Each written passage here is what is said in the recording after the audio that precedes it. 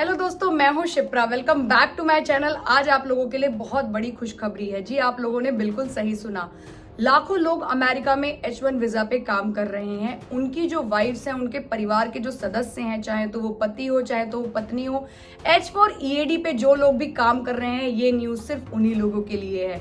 आप सभी लोगों को पता होगा कि H4 EAD पे कानून मसले चल रहे थे, जिसके बेस पे अब 14 अक्टूबर 2025 में सुप्रीम कोर्ट ने इस H4 EAD का जो केस चल रहा था उसको डिनाई कर दिया है, खारिज कर दिया है। तो चलिए सबसे पहले बात करते हैं H4 EAD के बारे में कि ये जो वीजा है ये होता क्या है, कौन कौन लोग इसे अप्लाई कर सकते हैं और इसे अप्लाई करने के बाद क्या क्या अपॉर्चुनिटीज प्रोवाइड होती हैं। तो सबसे पहले सब्सक्राइब कीजिए चैनल को, अंत तक वीडियो को देखना। मैं हूं आपकी शिप्रा और डेली व्लॉग अपलोड करती हूं। तो स्टार्ट करते हैं दोस्तों। H4 EAD एक ऐसा डिपेंडेंट वीजा है जिसके बेस पे आप लोग जॉब कर सकते हैं, बट उसके लिए आपके पास H1B वीजा होना जरूरी है। जितने भी लोग H1B वीजा पे लॉटरी के थ्रू आते हैं, उनके जो स्पाउस हैं, चाहे तो वो पति हो मींस हस्बैंड हो, चाहे तो वो वाइफ हो, मतलब कहने का ये है कि अगर आप H1B पे आते हैं, अगर आप मेरी वीडियो को देख रहे हैं, चाहे फीमेल हो चाहे मेल हो, अगर आपका H1B लॉटरी पिक हो जाता है लॉटरी के थ्रू, राइट, तो आप H1B वीजा पे अमेरिका में आएंगे। लेकिन जो आपका स्पाउस है, चाहे तो वो हस्बैंड हो चाहे तो वो वाइफ हो, उसको H4 वीजा मिलेगा। H4 नॉट EAD, सिर्फ H4 की अभी बात कर रहे हैं। तो H4 वीजा उसका डायरेक्टली चेंज हो जाता है, मतलब खुद ही चेंज हो जाता है, कुछ करवाना नहीं पड़ता। साथ के साथ जो बच्चे हैं उनका भी जो ऑटोमेटिकली जो वीजा है वो H4 पे कन्वर्ट हो जाता है। अब बात करते हैं EAD की। तो 2015 से पहले जितने भी H4 वाले लोग थे वो जॉब नहीं कर सकते थे, मींस उन्हें वर्क ऑथराइजेशन नहीं मिला था। बट 2015 जब ओबामा की सरकार आई तो उन्होंने लागू कर दिया कि H4 EAD के जितने भी डिपेंडेंट वीजा पे लोग हैं वो जॉब कर सकते हैं। तो 2015 के बाद से ही H4 EAD पे लोग काम करने लगे। बट H4 EAD की शर्त क्या है दोस्तों? अगर आपके पास H1B वीजा है तो आपकी कंपनी आपके लिए फॉर्म एप्लीकेशन और I-140 फाइल कराएगी, जिसे कहते हैं ग्रीन कार्ड का इनिशियल प्रोसेस।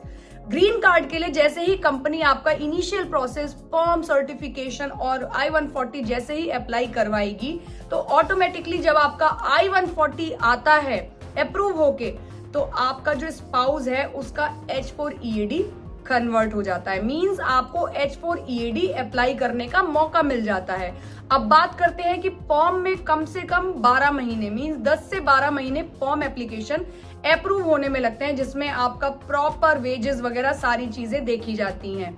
उसके बाद आपका I-140 लगता है, जो कि आप प्रीमियम प्रोसेस करवा के 3 से 4 महीने के अंदर अंदर आपका I-140 भी आ जाता है, मतलब 1.5 से 3 महीने के बीच में आप लोगों को I-140 मिल जाएगा। अब इसके बाद का जो प्रोसेस है कि जो आपका H4 वीजा पे जो भी बंदा है, मींस जो भी आपका स्पाउस है, वाइफ चाहे हस्बैंड, उसका आप EAD लगवाएंगे। इसका कोई भी प्रीमियम प्रोसेस नहीं होता। 6 महीने लगते हैं EAD कार्ड आने में। 6 महीने बाद आपका जब EAD कार्ड आता है, I-140 अप्रूव होने के 6 महीने बाद H4 EAD कार्ड जब आपका आता है, तब आप ऑथराइज्ड हो जाते हैं जॉब करने के लिए। तो H4 EAD पे अब मौका मिल जाता है कि आप H4 EAD पे काम कर सकते हैं। सबसे बड़ा H4 का पेन ही यही है कि जितने भी लोग वर्किंग प्रोफेशनल्स होते हैं, मींस चाहे तो वो स्पाउस हो चाहे तो वो वाइफ हो चाहे तो वो हस्बैंड हो, वो अगर H4 पे है और ग्रीन कार्ड अप्लाई नहीं हुआ है तो आप जॉब नहीं कर सकते। मतलब दोस्तों ये है कि अगर आप H1 वीजा पे हैं तो आपका जो स्पाउस है ऑटोमेटिकली वो H4 वीजा पे आके अमेरिका में किसी भी प्रोफाइल पे, चाहे तो वो स्टोर तक पे भी काम नहीं कर सकता, क्योंकि उसके पास EAD नहीं है। तो EAD बहुत ज्यादा मैंडेटरी है। अब बात करते हैं जब आपका एक्सटेंशन लगेगा। H1B एक्सटेंशन हर तीसरे साल लगता है, राइट। पहला जैसे अगर मान लीजिए आज आपका एक्सटेंशन मतलब आपके पास H1B है, राइट, तो 3 साल बाद आज से आपका H1B एक्सटेंशन लगेगा। अब उस 3 साल के अंदर अंदर आपका I-140 भी अप्रूव हुआ होगा। तो जो H1 एक्सटेंशन है जब आपका लगेगा तो उसी टाइम पे H4 EAD का भी एक्सटेंशन होता था, तो जो अब खारिज कर दिया गया है। अब H4 EAD को एक्सटेंशन कराने की जरूरत नहीं है। साथ के साथ उनकी भी लाइफ में अब स्टेबिलिटी आ जाएगी। ये दूसरा डिसीजन लिया गया है कि अगर ग्रीन कार्ड अप्लाई हो चुका है और आपके H1B वीजा को 6 साल से ज्यादा रहने की अनुमति मिल चुकी है, जब भी I-140 दोस्तों आता है तो आप 6 साल से ज्यादा रह सकते हैं अपना एक्सटेंड बार बार करा के। तो अब H4 EAD वालों को भी वर्क करने का मौका मिलेगा। डिसीजन यही लिया गया है कि एक्सटेंशन कराने की अब जरूरत नहीं है। साथ के साथ अगर ग्रीन कार्ड फाइलिंग हो गई है तो H1 के साथ साथ H1B के साथ साथ H4 EAD वालों को भी अब देखा जाएगा, मींस नजरअंदाज नहीं किया जाएगा। ग्रीन कार्ड में उनको भी देखा जाएगा और साथ के साथ उनके लाइफ में भी, उनकी भी जॉब में स्टेबिलिटी आएगी। तो ये 2 डिसीजन होप आप लोगों को समझ आए होंगे कि अब एक्सटेंशन कराने की जरूरत नहीं है EAD की। और जैसे ही EAD एक्सपायर होता है तो लोगों के मन में डाउट आ जाता है कि भाई अब हम किस तरीके से कितनी जल्दी हम एक्सटेंशन करा लें। डर रहता है इस बात का H1B वालों को भी, क्योंकि उनके स्पाउस भी वर्किंग है। इसका मतलब यही है कि यहाँ पे जो वर्कफोर्स है कहीं ना कहीं, आपको अच्छा एक चीज और बताती हूँ, अमेरिका में जितने भी H1B काम कर रहे हैं उसका सिर्फ 1% H4 EAD पे लोग काम कर रहे हैं।